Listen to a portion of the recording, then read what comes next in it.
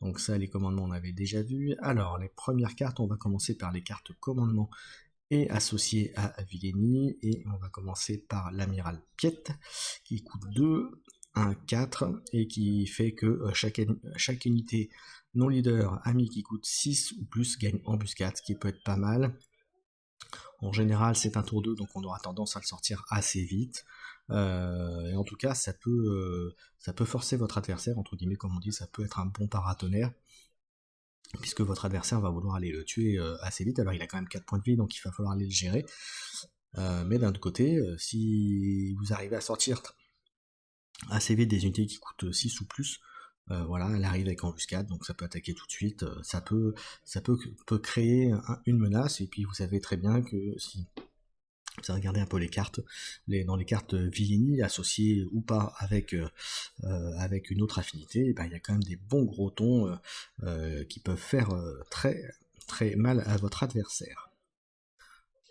Ensuite, on continue. Alors, on a le général Tage qui peut être très bien dans des decks un peu typés, donc puisque ça va jouer avec soldat, puisque lui c'est un général, c'est un impérial officier, et une fois joué, donner un jeton expérience à un maximum de 3 unités soldats. C'est pour ça que dans un archétype soldat, ça vous allez mettre un jeton expérience, donc un plus un jusqu'à 3 soldats, ce qui peut être, ça peut être très, très sympa, très fort, ça sort autour d'eux, vous savez qu'il y a pas mal de petits soldats qui coûtent pas très cher, on pense notamment au Shore Trooper qui peut être sympathique, qui en plus se boost, vous pouvez le mettre déjà très fort, il va falloir que votre adversaire aille le gérer par exemple, on pense au Trooper 3-1 agression qui peut être sympa dans le cas où vous auriez ces 3 affinités là, donc voilà, il y a vraiment pas mal de petites choses à faire avec le général Tage. Alors ça ne va pas dans tous les decks, bien entendu, mais il y a moyen de faire des choses sympathiques avec ce général. Et bien on parlait du Short Trooper, ben le voilà, le Short Trooper chevronné, il coûte 2, il est 2-3, et la force de cette unité, c'est que bon ça sort vite. Et puis dès que vous avez 6 ressources, il gagne plus 2, donc il passe à un 4-3, donc voilà, c'est un petit potentiel de menace intéressant. Donc voilà, une bonne petite unité, c'est impérial, c'est le soldat, ça combote avec pas mal de cartes, même déjà du 7-1, donc vous voyez, il y a moyen de faire des choses avec. Ensuite, la garde royale de l'Empereur, alors c'est une bonne carte, qui est encore plus intéressante si vous avez en leader le Palpatine, puisque c'est une unité qui coûte 3, 3-4, qui est sentinelle si vous contrôlez un officiel. Donc vous voyez tout à l'heure on a parlé de deux officiers, donc dès que vous en avez un, et bien, tout de suite ça prend sentinelle, et si vous avez la chance de jouer Palpatine en leader, elle a encore plus 1, donc elle passerait à 3-5, ce qui fait que pour ce coup-là, ça en fait une très bonne unité. Voilà. Et on rappelle aussi que Palpatine a lui-même le trait officiel, donc du coup, par là même, ça donne sentinelle à cette unité. Donc là encore, une unité qui est plutôt très sympathique. Là encore, quand même très spécifique à jouer Palpatine en tant que leader. Ensuite, on enchaîne avec une troupe qui est jouée dans quasiment tous les decks commandement ou Villini, enfin en tout cas dans une bonne partie, qui coûte 3, qui est de 1, mais qui surtout permet, lorsqu'elle est éliminée, de mettre cette unité directement en ressources, et surtout en ressources redressées, donc utilisables tout de suite. Donc ça peut permettre de faire pas mal de petits tricks, de petites combos, d'associations de sorties de cartes qui peut surprendre votre adversaire. Ensuite, alors celui-là j'en parle pas parce que c'est le saison 2. On a ensuite le Grand Moff Tarkin, une carte qui est très très forte dans les decks Villeni, parce que, et pourquoi? Eh bien parce qu'on va voir ça tout de suite, c'est une carte qui coûte 4. Donc commandement Villeni, il est 2-3, mais c'est quand vous le jouez, vous cherchez jusqu'à 2 cartes impériales parmi les 5 cartes du dessus de votre deck, vous les révélez et vous les piochez. En fait ça fait un moteur de pioche impérial, donc ce qui est pas mal, et puis on rappelle quand même que dans le jeu, avoir des cartes en main, c'est quand même la vie, et ça peut tout changer. Alors après, encore faut-il, vous allez me dire, piocher les bonnes cartes, mais il n'empêche qu'aller chercher 2 cartes impériales, donc la possibilité d'avoir des cartes en plus, c'est pas mal. Et puis comme on rappelle, c'est un officiel, c'est un impérial, donc là encore il y a des bonnes combos à aller chercher. Ensuite, on a Ruc qui coûte 5, il est 3-6, il arrive protégé, donc avec un jeton bouclier, et lorsqu'elle attaque, si elle inflige des dégâts de combat à une unité non leader, elle détruit, elle élimine l'unité attaquée directement, donc ça c'est plutôt très très fort, même si ça coûte 5, quand même 6 de points de vie, ça ne fait que 3, mais il suffit de faire juste un point pour éliminer l'unité, donc en fait il n'a pas besoin d'énormément d'attaques pour pouvoir éliminer l'unité en face. Donc ça c'est une très bonne carte aussi, c'est une bonne rare, qui malheureusement n'ira pas dans tous les decks parce qu'en fonction des combos joués dans les différents jeux ne sera pas bon, mais voilà, c'est quand même une carte qui est très jouée, et même à la limite si vous n'êtes pas sûr de le jouer dans votre deck de base, c'est une bonne carte que vous pouvez mettre en side. Voilà. Alors, est-ce qu'il y a du monde qui m'a rejoint? Non, on continue. Toc. On a ensuite le Destroyer Stellar Gladiator. Donc dans l'espace, il coûte 6, il est 5-6. Et l'intérêt de cette carte-là, c'est que quand vous le jouez, le tour où elle arrive, vous pouvez donner sentinelle à une unité. Puis après, il a quand même de la présence sur la zone spatiale avec 5-6, 5 d'attaque, 6 de défense. Ce qui est quand même pas rien, mais c'est surtout le fait de donner un sentinelle, donc en sachant que le sentinelle il peut le donner à une unité donc sans précision de zone, donc ça peut être sur la zone spatiale comme sur la zone terrestre. Donc ce qui fait que voilà, on recherche cette carte là surtout pour cet effet là. On se dit en général on va le mettre dans l'espace et puis on va mettre une petite par exemple tout à l'heure le technicien du techno laser, on peut le mettre, boum, il va devenir sentinelle sur le terrestre, et donc l'autre va l'attaquer, et du coup vous allez pouvoir le mettre en ressources actives tout de suite derrière. Ensuite, une grosse carte qui est très recherchée actuellement dans le set 1, c'est le Dark Vador pour 7, qui est commandement Villénie, les 5-7, embuscade, et surtout c'est que, donc déjà avec des bonnes stats, il est force impérial Sith, et surtout, il a une fois joué, cherché parmi les 10 cartes du dessus de votre deck n'importe quel nombre d'unités Villénie, pour un combiné de 3 ou moins, et jouer chacune d'elles gratuitement. Donc voilà. Donc rien que ça, c'est très fort. Entre l'embuscade et le fait d'aller pouvoir chercher une ou plusieurs unités derrière, ça peut être très très bon. Hop. Ensuite, on enchaîne. On était où? Hop, on va sur le TBTT d'assaut Blizzard.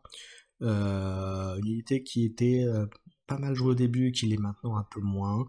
Elle coûte 8, il est 9-9. Alors vous allez dire, oui, c'est un gros ton, oui, il faut 8. C'est un impérial, c'est un véhicule, c'est un marcheur, et quand cette unité attaque et élimine une unité, vous pouvez infliger les dégâts en plus de cette attaque à une unité terrestre ennemie. Alors c'est pour ça qu'elle n'est pas super jouée, parce qu'en fait vous pouvez le refléter, entre guillemets, les dégâts en supplément ne vont qu'en sur une unité terrestre amie, et puis on le verra tout à l'heure, mais il y a d'autres unités, on les a déjà certaines, quelques-unes qu'on a déjà vues d'ailleurs, sur cette affinité là, mais qui sont meilleures et qui sont plus sympathiques en termes de polyvalence de jeu. Ensuite on a le Relentless, un vaisseau capital, véhicule impérial, qui coûte 9, donc là aussi très cher, 8-8, et par contre qui est très fort parce que le premier événement joué par votre adversaire à chaque round perd toutes ses capacités. Donc ça, quand il va jouer un événement, une carte de entre guillemets d'élimination, voilà, il va être obligé en fait de faire très attention à ce qu'il fait, puisque le premier événement à chaque tour va être éliminé. Donc voilà, après c'est au tour 9, donc en général en tour 9 on a déjà une petite idée de qui va gagner et qui va perdre, mais en fin de partie, voilà, ne pas pouvoir jouer un événement, ça peut être aussi très pénalisant pour celui qui va se prendre cette pénalité dans la figure. Ensuite, on a le Devastator, qui est une grosse carte aussi, puisque ça coûte 10, il est 10-10, c'est un impérial véhicule vaisseau capital, il a sentinelle, donc voilà, il faut aller le chercher, il a débordement, donc débordement c'est le fait que les dommages en excès, vous le faites sur la base adverse, et en plus, une fois joué, vous pouvez infliger à une unité des dégâts égaux au nombre de ressources que vous contrôlez. Donc, quand on sait que c'est déjà a priori au tour 10, même si vous avez des accélérateurs, on va dire au tour 7-8, voilà, mais il faut avoir quand même les 10 de ressources. Ça veut dire qu'au moins vous pouvez aller faire 10 dégâts à une unité. Ça peut être pas mal. Et là encore, ça peut être aussi bien dans l'espace que sur la zone terrestre. Donc vous comprenez que ça peut être une carte qui peut faire la différence là aussi, plutôt en fin de partie, là aussi. Alors, on en est où? On continue. Ensuite, on a la Légion de l'Empereur, qui est sympathique, quand même très situationnelle, et vous allez voir pourquoi. Ça coûte que 2, et ça renvoie dans votre main chaque unité de votre défausse éliminée à cette phase. Ça peut être bien si vous êtes l'attaquant, par exemple, et que vous avez nettoyé une zone avec un effet de carte, ou que vous avez perdu 2-3 unités. Et bien vous pouvez le faire en dernière action, vous faites ça, et puis toutes les cartes qui ont été éliminées, hop, vous les reprenez, vous les renvoyez dans votre main, ce qui peut être pas mal, c'est assez combo et ça peut être recherché, il peut y avoir des decks autour, j'en ai déjà vu avec cette carte là, donc pourquoi pas. Très situationnel quand même, comme je vous disais, parce qu'il faut quand même que voilà, il y ait un intérêt quand même à le faire. Ensuite, une des grosses cartes de ce set 1, en tout cas celle que lorsque vous avez en face quelqu'un qui a ces affinités là, vous dites qu'à un moment ou à un autre ça va sortir. Pourquoi c'est très fort? Et bien parce que ça coûte 5, donc c'est pas super cher, mais surtout ça donne plus de, donc plus en attaque, plus de défense à une unité ennemie pour cette phase, puis cette unité, grâce à cette unité, vous infligez des dégâts égaux à sa puissance, que vous pourrez partir sur n'importe quel autre nombre d'unités, aussi bien dans l'espace que sur terrestre, donc ça permet de nettoyer la zone, hein, donc voilà, barrage dévastateur, ça porte bien son nom, donc voilà, une carte très très forte, donc quand vous jouez cette carte, vous la jouez en 3 exemplaires obligatoirement, à condition bien sûr de jouer ces decks. Après, ça vaut moins le coup si vous n'avez qu'une des 2 affinités, donc ça passera à 7 de coups, là pour le coup c'est moins intéressant, même si ça reste quand même une carte très forte, même dans ce cadre-là. On va passer maintenant aux cartes commandement héroïque. Hop. Avec répartiteur de l'Alliance, il y a un bon petit tour 1 qui est en action. Vous pouvez jouer une carte de votre main, elle coûte 1 de moins. 1-2, donc voilà, c'est pareil, c'est un bon petit paratonnerre, votre adversaire avec le trait rebelle, ce qui est important puisqu'il y a pas mal de cartes qui jouent avec cet effet de rebelle, justement, ce mot-clé. Donc voilà, donc c'est un bon petit paratonnerre parce que votre adversaire va souvent essayer quand même d'aller le tuer très vite pour limiter son effet de réduire de coups, donc ça peut aller très vite sur des decks un peu aggro, ça peut vite faire mal. Ensuite, on a Bail Organa qui coûte 1, un rebelle officiel, pareil, c'est une très bonne carte, 1-2, un peu la même chose que l'autre, donc c'est une carte par contre qui est rare, mais en action, vous donnez un jeton expérience à une autre unité ennemie, donc n'importe lequel de vos cartes, de vos unités, donc il n'y a pas de nécessité d'être un rebelle, d'être un officiel, ou etc. Donc c'est quand même très très fort, et puis donner un +1 à chaque tour à une unité, c'est quand même assez énorme. Là encore, c'est une carte que votre adversaire va vouloir aller éliminer très très vite. Là, après, on passe à l'infanterie de marine. C'est une carte, on va dire, standard qui est assez jouée. Un 2 pour 3-3, c'est un rebelle soldat. Donc, vous jouez sur le trait rebelle ou sur le trait soldat dans les deux cas. C'est intéressant, même si moi, à titre personnel, je préfère d'autres cartes, mais c'est une carte qu'on voit quand même assez souvent dans les decks, ou en tout cas dans les constitutions de decks à l'heure actuelle.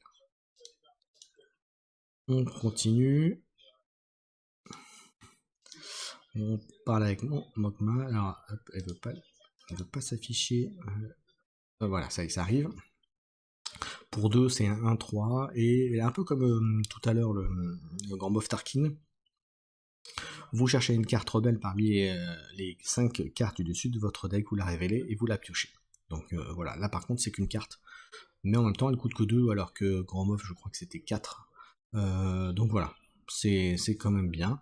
Rebelle officiel, c'est un nommé, donc pour la jouer qu'une fois à chaque fois, mais c'est quand même sympa. Et puis après, c'est un 3. Elle est intéressante juste pour l'effet d'aller chercher une autre rebelle. Donc voilà, donc elle n'est pas jouée dans tous les decks. Mais par contre, ça permet, dans un deck par exemple Luke, si c'est un Luke avec ces affinités-là, un deck avec le commandement qui a été rajouté, ça peut permettre d'aller chercher un Luke pour votre tour 7, ça peut chercher une autre carte intéressante avec un effet, si vous voulez compléter et préparer vos tours de jeu suivants. Ensuite, on a l'amiral Akbar, j'attends que l'illustration arrive, voilà. Alors, Akbar, lui, il est intéressant aussi, il coûte 3, il est 1-4, il a récupération 1, donc on rappelle quand une attaque il va soigner votre base de 1, et il fait que lui, quand vous, une fois joué, vous pouvez infliger à une unité des dégâts égaux au nombre d'unités que vous contrôlez dans son arène. Voilà, donc en l'occurrence, voilà, vous ciblez une arène par exemple qui est dans l'espace, si vous contrôlez 3 véhicules dans l'espace, vous infligez 3 dégâts à l'unité en question. C'est pas si mal que ça, et puis avec l'effet de récupération derrière, c'est plutôt pas mal. Ensuite, là pour le coup c'est un rebelle soldat que moi je auto-include, on va dire dans les decks. Pourquoi? Parce qu'il coûte 3, qu'il est 4-3, donc une bonne patate, il est rebelle soldat, et surtout il a aussi sentinelle. Donc dans les deux cas, vous êtes sûr de, enfin sauf si bien sûr l'unité en face a bouclier par exemple, un jeton bouclier, mais en tout cas vous êtes sûr à 4 dégâts de faire quand même mal à votre adversaire. Donc après, c'est un tour 3, donc c'est pas une carte que vous allez pouvoir sortir tour 1, mais ça reste pour moi une bonne carte rebelle. Ensuite, là aussi, on a encore une carte, cette fois-ci dans l'espace Bright Hope, qui est nommée, qui est pas mal jouée aussi, Rebelle Véhicule Transport, 2-6. Mais là, l'intérêt, c'est qu'elle est sentinelle, et puis surtout, une fois jouée, vous pouvez renvoyer dans la main de son propriétaire une unité non leader. Dans ce cas, piocher une carte. Donc vous avez une carte que vous avez posée, on peut en reparler à mon Motma qu'on a vu tout à l'heure, qui fait quand elle arrive en jeu, vous allez aller garder des 5 cartes, vous allez prendre une carte rebelle, bah, vous faites son effet. Et là, quand vous sortez Bright Hope, après derrière, on va vous dire, bah, je vais prendre mon Motma, comme ça quand je la ressortirai, je pourrai bénéficier de son effet, mais en plus, grâce à Bright Hope, vous allez en plus piocher une carte derrière. Donc voilà, il y a des combos sympas avec les cartes qui ont surtout des effets en jeu. Voilà, où là vous avez vraiment un intérêt à faire des combos avec ça. Ensuite, on a la Vête Gentillesse, alors une unité que je vois pas encore beaucoup, mais qui à mon avis va prendre de l'ampleur avec le C2 et puis certainement à l'avenir. C'est Vête Gentillesse, donc une carte nommée 5-5, rebelle, et surtout qui qui donne à toutes les unités véhicules amis un +1/+1 et embuscade. Donc ça c'est très très fort, puisque ça a un effet aussi bien sur les véhicules spatiaux que sur les véhicules terrestres. Donc ça peut être très très bon, à condition bien sûr de le protéger, parce que là vous êtes sûr qu'il va être ciblé par votre adversaire directement. J'ai pas vu encore de deck qui tourne autour des véhicules au niveau héroïque, mais je pense qu'avec lui, comme je vous dis encore une fois, avec les prochaines cartes et prochains sets, je pense qu'il y a moyen de faire des choses intéressantes. Ensuite, on a le tirailleur de l'escadron Rogue, donc qui est une bonne combo avec la carte de Wedge qu'on a vu juste avant. Ça coûte 6, c'est 4-6, il est en embuscade, et une fois joué, renvoyez dans votre main une unité de votre défausse qui coûte 2 ou moins. Donc ça peut être intéressant, notamment, on parlait tout à l'heure de mon Mokma, là encore, vous pouvez, mon Mokma coûte 1, donc c'est une carte qui coûte 2 ou moins, donc vous pouvez la reprendre, et puis vous pourrez la rejouer derrière. Donc là encore, une petite combo là-dessus, donc il y a moyen de faire des choses. Alors c'est pas encore une carte qui est très très jouée, mais là encore, je pense qu'avec les petites choses qu'il va y avoir là, avec l'Extended Set 2, c'est une carte qu'on va peut-être pouvoir voir un peu plus souvent. Ensuite, on a le Home One qui coûte 8 et 7-7 récupération, ce qui est déjà bien, et qui en plus de nos autres, chaque unité amie gagne récupération 1, c'est assez énorme. Imaginez, vous avez 5 unités, alors aussi bien terrestres que spatiaux, et bien chacune va gagner récupération 1, donc c'est un moyen Donc là, clairement, il faut le jouer en début de tour, avant que vos unités agissent, pour bénéficier de cet effet de récupération 1. Et l'autre effet, c'est qu'une fois joué, chaque fois que vous jouez une unité héroïque de votre... Ah non, vous pouvez jouer une unité héroïque de votre défausse, et elle coûte 3 de moins, donc ce qui est quand même là aussi énorme. Bon, c'est l'effet d'entrée en jeu. Donc là encore, il y a moyen de faire des trucs bien sympathiques là-dessus. Alors, on en est où? On continue la petite analyse des cartes commandement avec Assaut Rebelle, une carte qui est là aussi bien pratique pour 1.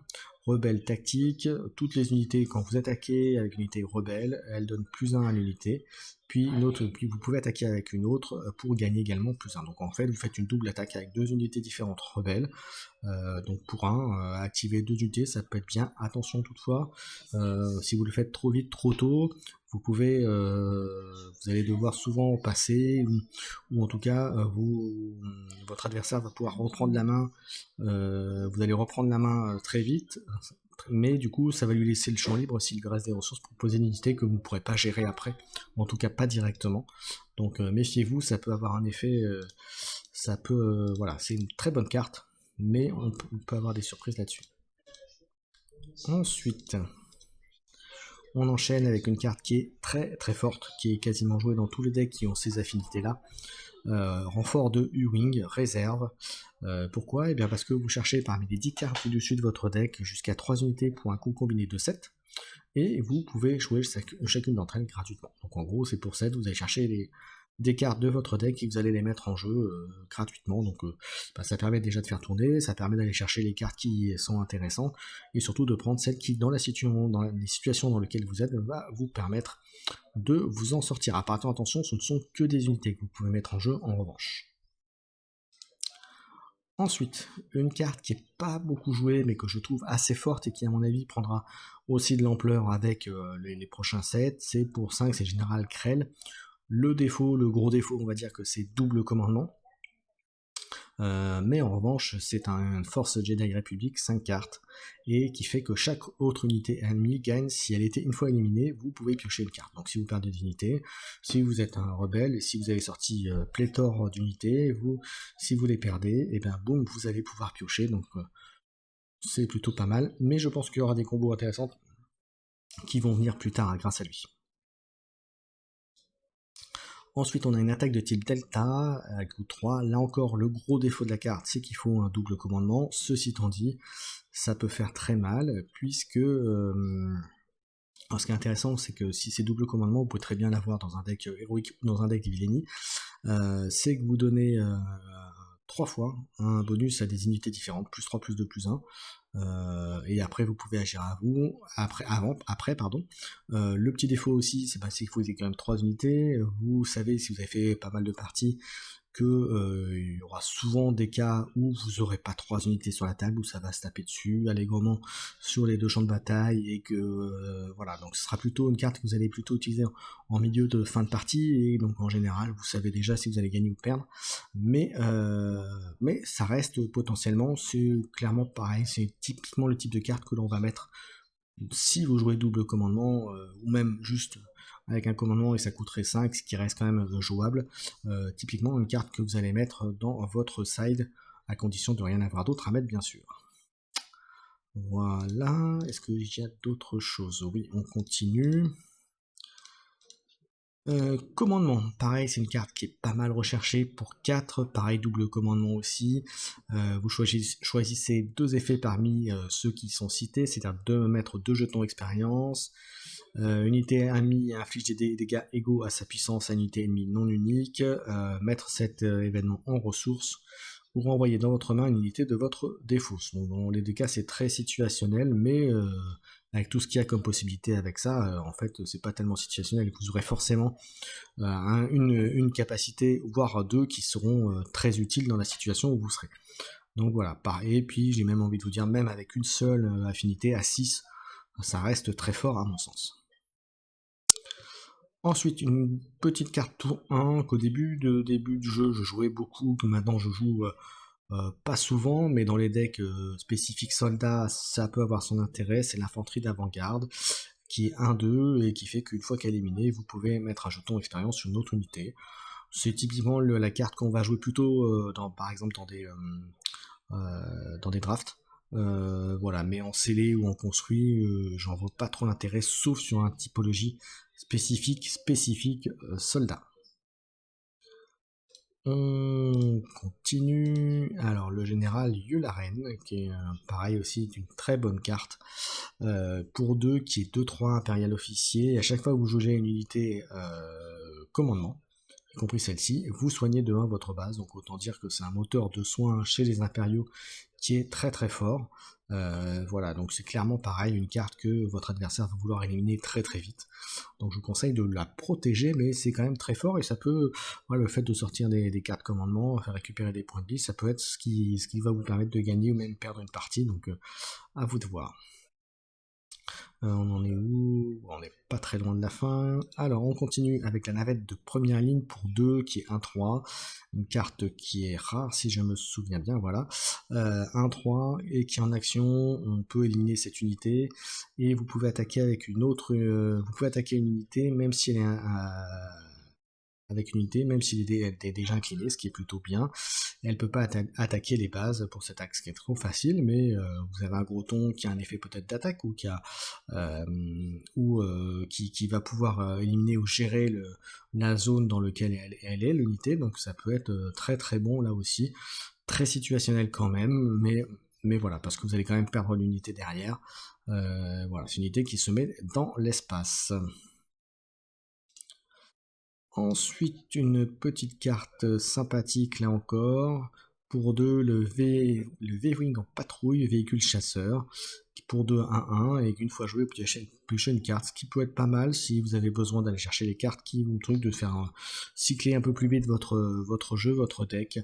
Donc c'est une carte qu'on voit pas trop en compétitif, qu'on peut jouer, qu'on peut mettre en side, qu'on verra plutôt en draft ou en scellé, mais qui est quand même intéressant par le fait de juste donner un moteur de pioche derrière.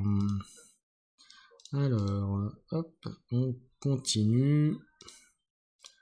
Alors, top. Ensuite, le Sky Viper du Consortium. Là, on le voit beaucoup en scellé ou en draft, cette carte-là. On le voit aussi un petit peu en construit. Elle coûte 3, elle est 3-3. Et surtout, c'est si vous avez le jeton initiative, vous gagnez récupération 2, ce qui peut être pas mal. Maintenant, ça dépend des decks ou des affinités où il n'y aura pas trop de véhicules spatiaux, on va vouloir la mettre. Voilà. Et ça peut être une des cartes, si vous l'avez mis dans votre jeu, que vous pouvez être amené à enlever si vous avez un side pour pouvoir mettre les cartes peut-être plus appropriées en fonction de l'adversaire que vous avez ou du deck de l'adversaire ou de la typologie du deck de votre adversaire derrière. Mais voilà, c'est une carte qu'on voit quand même assez souvent. Alors celle-là, c'est du 7-2, j'en ai parlé tout à l'heure, donc pour ceux qui verront dans la vidéo, dans l'autre vidéo en l'occurrence. Voilà, alors ensuite on a la milice du domaine, pour 3 elle est 3-4, frange soldat, donc intéressant pour le trait soldat, et surtout c'est que si vous avez au moins 6 ressources, elle gagne sentinelle. Donc c'est un peu le pendant du Short Trooper qu'on a vu tout à l'heure. Mais voilà, donc une petite carte pareil intéressante à jouer. Ensuite, on a l'esquive d'escorte, c'est une unité terrestre 4-4 pègre véhicule speeder.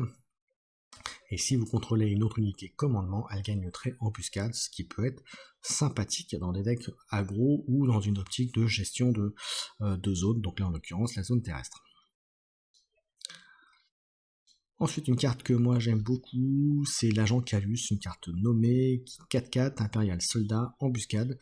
Et quand une autre unité unique est éliminée, vous pouvez piocher une carte, utiliser cette capacité qu'une seule fois par tour. Alors, ce qui est bien, c'est que cette capacité n'est pas forcément, il n'est pas forcément nécessaire que ce soit l'agent Calus qui attaque ou qui élimine une unité unique. Il faut simplement qu'une unité unique est en jeu, est éliminée pour piocher une carte. Alors, attention, il n'y a pas précision que ce soit une unité amie ou ennemie, donc ça peut être valable pour vos unités à vous. Vous jouez le général Taj qui est unique, et bien, ou Virse, pour ceux qui voient de quelle carte je parle, pour Virse chez les impériaux, infamie, bien vous éliminez. Comme il est nommé, bah, du coup, cette capacité entre en jeu directement. Donc, vous pouvez piocher une carte. Alors après, la limitation c'est une fois par ronde, mais déjà une fois par ronde, c'est déjà énorme. Ensuite, on a le bataillon inébranlable. Alors, j'attends que l'image s'affiche. Bon, ça voudra bien arriver. Hop. Hop, ça me permet de regarder. Voilà. Salut Hiroshi. Bah, ça fait plaisir de voir que t'es... Alors, t'en es où de ta connexion internet, mon cher Hiroshi? Est-ce que tu l'as récupéré? Alors, pendant que tu réponds, moi je vais essayer de relancer le... Ah voilà, c'est arrivé. Donc cette carte-là, elle est 5, elle est 5-5, elle est soldat, débordement, on rappelle, c'est dommage en excès, ça va sur la base adverse. Et en attaque, si vous avez l'unité leader qui est en jeu, eh bien elle gagne +2/+2, donc elle passe à 7-7, donc très situationnelle, c'est une carte qu'on verra pas beaucoup, on verra plutôt en draft, très peu en scellé, assez peu en construit, mais voilà, je ne vais pas dire autre chose, je suis pas un grand fanatique de cette carte-là. Ensuite, on a la compagnie de mercenaires pour 6 qui est 5-5, embuscade, débordement, pègre, soldat. Voilà, ça ira pas dans tous les decks. L'intérêt, c'est qu'elle a embuscade, débordement sur la même carte, donc ça peut être intéressant si votre adversaire, si vous jouez et que votre adversaire n'a plus de cartes en défense ou une petite unité sur laquelle vous pouvez aller attaquer, l'éliminer et faire des dégâts en plus, donc faire d'une pierre deux coups comme on dit. Voilà, après le coup de 6, elle est un peu chère en général. À ce coup-là, on a souvent des cartes plus intéressantes à jouer. Voilà, pour moi, c'est une carte moyenne. Alors, est-ce que je regarde si mon cher Hiroshi a répondu? Non. On continue donc l'analyse des cartes, on n'est pas loin de la fin, ceci étant dit. On a ensuite la 97e Légion nommée pour 7, elle est 0-0, mais en fait elle n'est pas 0-0, elle est +1/+1, donc +1 à chaque fois. Par ressources que vous avez, donc si vous la sortez tour 7, ben elle sera 7-7, si vous la sortez tour 10 avec 10 ressources, elle sera 10-10, donc c'est une menace. Maintenant il n'y a pas d'autre effet, elle a le mérite d'être là, on va dire que c'est la grosse carte du pauvre, puisque c'est une commune, peu de communes. Voilà, on va dire qu'à 7 ou plus, en général, on aura d'autres grosses cartes à jouer.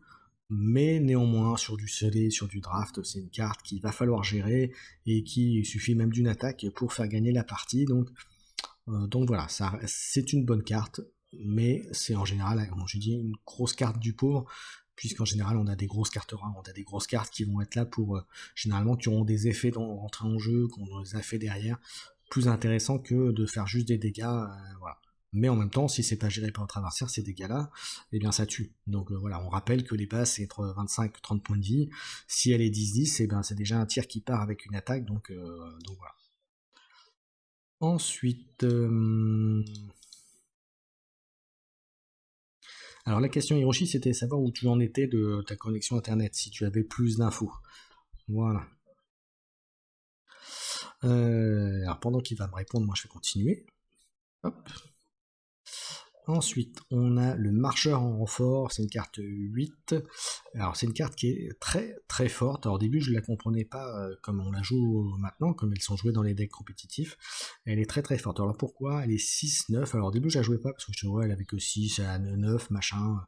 Voilà. Mais par contre, une fois qu'elle est jouée ou lorsque vous attaquez avec, vous regardez la carte du dessus de votre deck, soit vous la piochez, soit vous la défaussez et vous soignez 3 dégâts à votre base. Donc c'est un moteur de soins et de cycle et pour aller chercher la bonne carte. Donc si c'est la bonne carte, vous regardez la carte. Si c'est la bonne carte qui vous sera utile dans la situation, bah, vous la gardez. Et si par contre elle n'est pas intéressante ou ça va pas vous rajouter une vraie plus-value de jeu, vous la défaussez et vous soignez 3 points de vie et ça peut vous permettre de gagner du temps ou même parfois même de vous faire gagner la partie. C'est les 3 dégâts que votre adversaire aura besoin pour vous éliminer et qu'il ne peut pas faire en l'occurrence grâce à ça.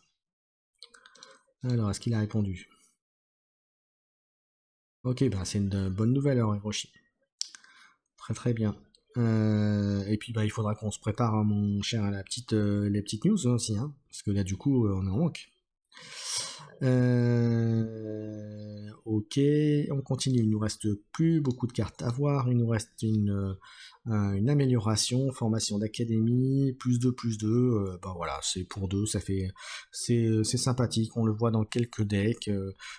Voilà, c'est une carte qui peut être mise en side, qu'on voit beaucoup en draft ou en scellé aussi. Voilà, pas de commentaires supplémentaires à faire là-dessus. Autre carte qui est intéressante et qui est pas mal jouée dans les decks véhicules, notamment véhicules impériaux, pour 2, Blaster lourd rifté, on l'attaque donc à une unité véhicule, ce que je viens de dire, et qui en attaque. Si ce n'est pas une attaque sur une base, vous pouvez infliger 2 dégâts à une unité dans l'arène du défenseur. Là encore, avec le bémol, c'est un peu comme tout à l'heure avec l'autre, le TBTT.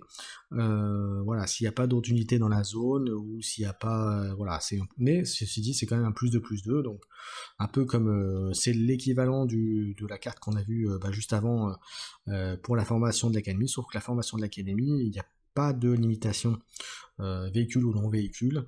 Voilà, donc à vous de voir.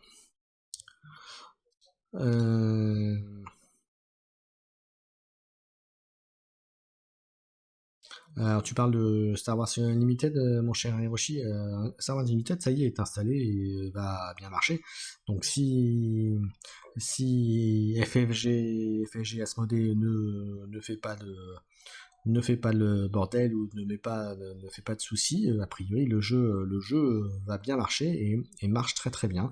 Bon là maintenant il faut attendre la réa pro de la saison 1 qui va avoir lieu pour le mois de juin, mais très vite derrière il y aura la saison 2 et puis bah ça va être un peu comme l'Arcana, c'est-à-dire que on va falloir attendre que ça revienne petit à petit, mais c'est déjà inculqué, il y a pas mal de tournois toutes les semaines qui se font, les drafts c'est un peu plus compliqué maintenant puisqu'il n'y a plus de cartes, mais ou très peu de cartes.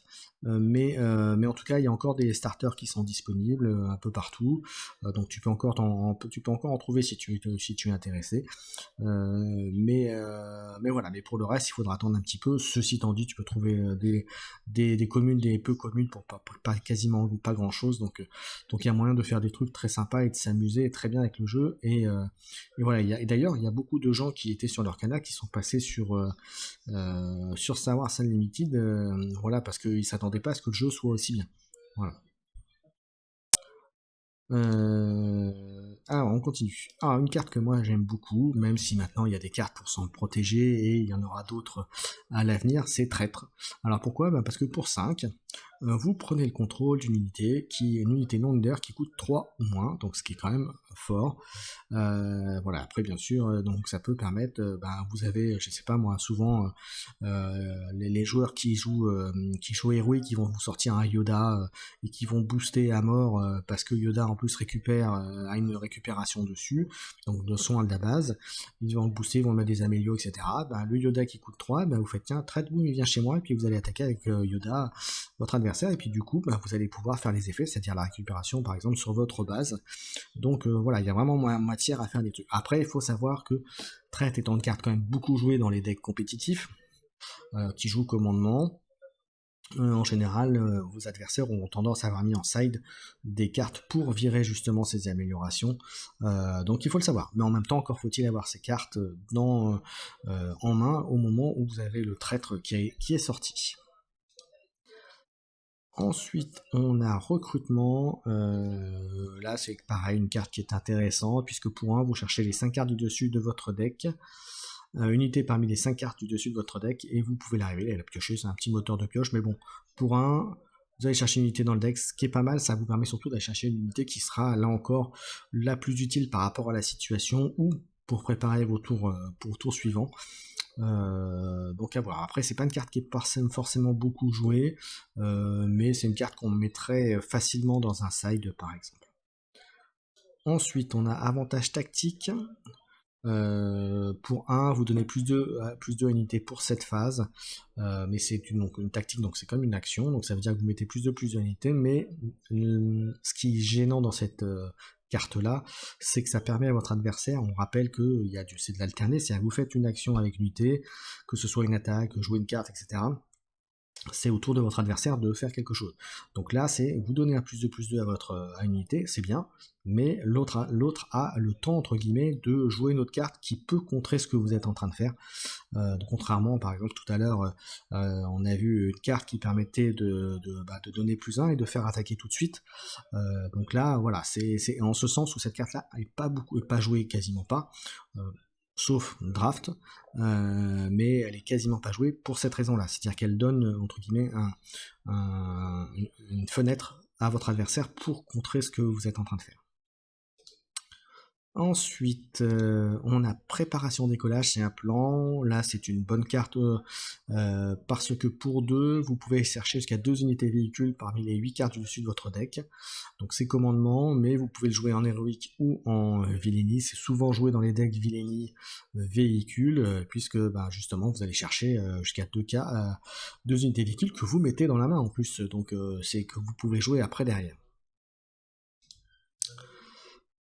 Ensuite, une carte qui est là aussi au début, je pensais pas très forte, mais en fait elle est quand même très très forte, c'est réapprovisionnement, parce que pour 3, vous jouez l'événement, vous la mettez en ressources. Alors, incliné, donc vous n'allez pas voir le petit truc, mais c'est un accélérateur de mana ou de ressources. Donc c'est une bonne carte. Ensuite une carte qui est pareil, qui est très sympa. Alors encore faut-il avoir une unité qui ait quand même une bonne puissance, puisque pour 3, vous allez faire infliger des dégâts de la puissance à une unité ennemie, c'est-à-dire que vous allez faire des dégâts à une unité ennemie sans l'avoir affronté finalement. Donc c'est voilà, c'est un bon truc de dommage. Par contre, le petit défaut de cette carte-là, c'est que ça ne vise pas les bases, mais bon, en même temps, on peut pas tout avoir. Oui, bah c'est les scalpers, mon cher Hiroshi, hein, c'est qu'est-ce que tu veux, on a beau. Bah, après, Star Wars, ça a moins. Là, ça fait quand même un petit moment que c'est sorti, donc après il y a eu l'effet, et puis il y a eu en fait, Star Wars, ça a été, entre guillemets, a été victime de son succès, mais qui a été fait par étapes. C'est-à-dire que quand c'est sorti, je sais pas si tu te souviens, il y avait pas mal de gens qui soit n'aimaient pas les illustrations, soit trouvaient que le jeu était pas terrible, etc., parce qu'ils ne l'avaient pas testé. Et ensuite, finalement, du bouche à oreille, les gens se sont mis à jouer au jeu et on trouvait ça sympa, et petit à petit la hype entre guillemets est montée sur le jeu, et du coup ça a été de plus en plus dur à trouver des cartes, mais ça a été crescendo, ça n'a pas été direct, contrairement à l'Orcana où bah, là ça a été tout de suite, où les scalpers sont arrivés et on fait le ménage. Là il y en a eu, ça c'est sûr, mais il n'y en a pas eu autant d'entrée de jeu. Voilà, c'est arrivé progressivement. Voilà. Par contre, il risque d'y avoir un peu cet effet-là, un peu plus sur cet effet-là sur le 7-2, mais entre-temps, il y aura le 7-1 qui va être revenu. Voilà, donc il y aura moins de ça va revenir tranquillement en route petit à petit. Il faut que ça, voilà. Mais en tout cas, Star Wars Unlimited a pris ses marques. Voilà, et il y a pas mal de gens. Si tu te souviens, mon cher Hiroshi, on en avait parlé en direct dans ton émission, euh, était pas forcément convaincus par le jeu et qui se sont laissés convaincre.